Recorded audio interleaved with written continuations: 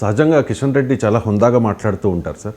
కానీ ఈ మధ్యకాలంలో కాంగ్రెస్ నాయకులు కిషన్ రెడ్డి మీద పదే పదే చాలా ఆరోపణలు చేస్తూ ఉన్నారు. రీసెంట్గా మోదీకి గులాం అయిపోయావు, గుజరాత్ వెళ్ళిపో అంటూ కూడా కాంగ్రెస్ నాయకులు కౌంటర్ ఇచ్చిన పరిస్థితి. సో దాని మీద కిషన్ రెడ్డి రియాక్ట్ అయ్యారు సార్, రేవంత్ రెడ్డిని టార్గెట్ చేస్తూ.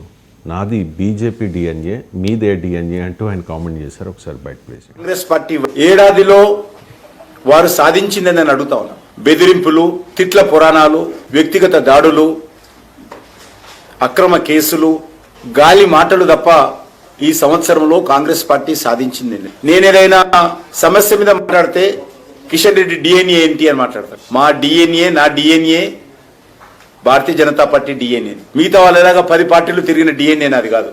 ఈరోజు భారతీయ జనతా పార్టీ తరఫున కాంగ్రెస్ పార్టీ వైఫల్యాల మీద 1వ తేదీ నుంచి 5వ తేదీ వరకు రాష్ట్ర వ్యాప్తంగా మేము కాంగ్రెస్ పార్టీ వైఫల్యాలను వివరించేటువంటి ప్రయత్నం చేస్తాం. ఏడాదిలో right DNA Kishan Reddy DNA, BJP DNA, అందులో ఎలాంటి డిస్ప్యూట్ లేదు.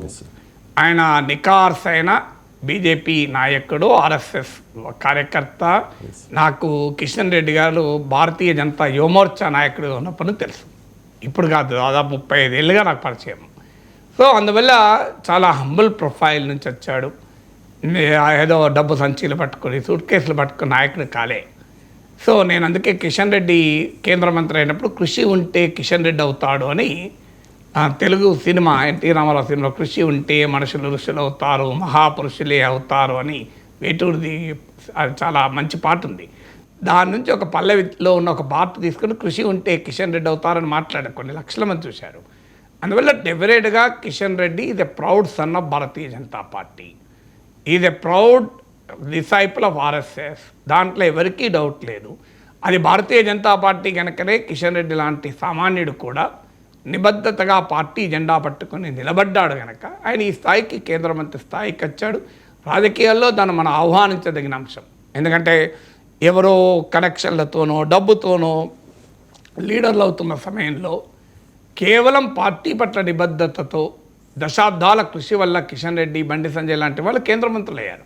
మనం చాలా సంతోషపడాలి రాజకీయాలు ఈ ధోరణి ఉన్నందుకు. సో అందువల్ల అందరూ డిస్ప్యూట్ లేదు. ఇక ఆయన రేవంత్ రెడ్డి పైన చేసిన విమర్శ అందరికీ తెలుసు. రేవంత్ రెడ్డి తెలుగుదేశం పార్టీ నుంచి కాంగ్రెస్ 10 పార్టీలు మారినట్టు నాకు గుర్తులేదు. అఫ్కోర్స్ అంతకుముందు కొంతకాలం టీఆర్ఎస్లో కూడా ఉన్నారంటారు. సో నాకు ఆయన పరిచయం అయినప్పటికీ ఇండిపెండెంట్గా ఎమ్మెల్సీగా వచ్చాడు. So Revanth Reddy okay, TRS కూడా కలుపుకుంటే TRS, Congress, TRS, TDP, Congress. కానీ మరి కిషన్ రెడ్డి మాట అన్నప్పుడు అది సొంత పార్టీలో కూడా చాలామంది తాకుతుంది కదా. ఈటల రాజేందర్ తాకదా? ఈటల రాజేందర్ బీజేపీ ఆర్ఎస్ఎస్లో పెరిగాడా?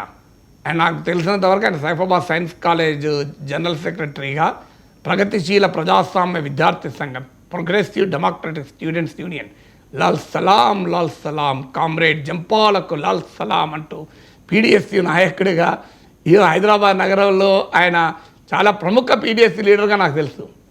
అంటే సిపిఐఎంఎల్, భారత communist party, Marxist Leninist. So ఆ రాజకీయ నేపథ్యం నుంచి వచ్చాడు ఈటల రాజేందర్. సో ఆ పీడిఎస్యూ రాజకీయ నేపథ్యం నుంచి వచ్చి విప్లవాల యుగం ఇది, విప్లవిస్త జయం మనది అంటూ నినాదాలు ఇచ్చాడు. సో అలా ఎత్తుకుంటాము ఎర్ర పిడికిలి అంటూ నినాదాలు ఇచ్చిన ఈటల రాజేందర్ తర్వాత కాలంలో టీఆర్ఎస్ నాయకుడయ్యాడు. తర్వాత కాలంలో ఇప్పుడు కాంగ్రెస్ బీజేపీ నాయకుడయ్యాడు. మరి ఆయనకు కూడా తాకుతుందా లేదా? ఆయనే కాదు, అనేక రాజకీయాలు ఉన్నవాళ్ళు ఈటల రాజేందర్ మనం తప్పు పట్టలేం. ఇప్పుడు ఎస్ఎఫ్ఐలో నాయకుడిగా ఉన్న పల్లా రాజేశ్వర రెడ్డి, టాటా మధు ఇవాళ టీఆర్ఎస్ లెజిస్లేటర్స్గా ఉన్నారు. రాజకీయాల్లో ఇది ఒక సహజ ధోరణి. ఇందులో రేవంత్ రెడ్డిని ప్రత్యేకంగా టార్గెట్ చేయాల్సిన అవసరం లేదు, ఈటల రాజేందర్ని కూడా ప్రత్యేక టార్గెట్ చేయాల్సిందే. కొండా విశ్వేశ్వరరెడ్డి ఎన్ని పార్టీలు మారాడు? ఆయన టీఆర్ఎస్ ఎంపీగా ఉండే, నాకు గుర్తున్నంత వరకు కాంగ్రెస్ ఎంపీగా ఉండే, ఇప్పుడు BJP MP. Raghunandan Rao TRS నాయకుడిగా ఉండే, కాంగ్రెస్ నాయకుడిగా ఉండే, ఇప్పుడు బీజేపీ ఎంపీ. డీకే అరుణ కాంగ్రెస్ నాయకురాలుగా ఉండే, ఇప్పుడు బీజేపీ అఖిల భారత వైస్ ప్రెసిడెంట్. ఇంకా చాలా పెద్ద లిస్ట్ చెప్పచ్చు ఇట్లా. అందువల్ల కిషన్ రెడ్డి మాట అంటున్నప్పుడు ఒక్క రేవంత్ రెడ్డికే తాకదది. మనం అంటే రాజకీయాల్లో వ్యక్తులతో సంబంధం లేకుండా ఈ ధోరణి రాజకీయాల్లో ఉన్నమాట నిజం. రాజకీయాల్లో ఇలా పార్టీలు మారడం అనేది సహజ పరిణామ క్రమం. దీనికి భారతీయ జనతా పార్టీ అతీతం కాదు. సో భారతీయ జనతా పార్టీ ఈ ప్రాతిపదికనే ఎవరిని చూడడం లేదు. సో బీజేపీలో నాయకులుగా రేపు ఇప్పుడు తెలంగాణ బీజేపీ అధ్యక్ష రేస్లో ఈటల రాజేందర్ కూడా ఉన్నాడు కదా. మరి ఆయన పార్టీ ఆయన వేరే పార్టీల నుంచి వచ్చాడని చెప్పి ఆయనకు అధ్యక్ష పదవి ఇవ్వకుండా ఉంటారా ఇవ్వాల్సి వస్తే? సో అందువల్ల మనము ఈ ప్రాతిపదికన కన్నా లక్ష్మీనారాయణ కాంగ్రెస్ మంత్రిగా ఉండి రాజశేఖర రెడ్డి క్యాబినెట్లో బీజేపీ రాష్ట్ర అధ్యక్షుడు కాలేదా? ఇవాళ దగ్గుపాటి పురంధేశ్వరి ఏ పార్టీ అండి? ఎన్ని పార్టీలు మారారు? ఆయన తెలుగుదేశం నుంచి కాంగ్రెస్ ప్రభుత్వంలో మన్మోహన్ సింగ్ ప్రభుత్వంలో మంత్రులు ఇప్పుడు బీజేపీ చేరాడు కదా. ఇప్పుడు రేవంత్ రెడ్డి టీఆర్ఎస్, టీడీపీ, కాంగ్రెస్. పురంధేశ్వర్ ఎవరు? TDP, Congress, BJP. మరి ఇప్పుడు కిషన్ రెడ్డి అనేది పురంధేశ్వర్ కూడా తాకుతుంది కదా. సో సోమవీరాజు మొదటి నుంచి బీజేపీ, నేను ఒప్పుకుంటా. సో అందువల్ల ఇంతమంది ఇన్ని పార్టీలు మారారు కదా.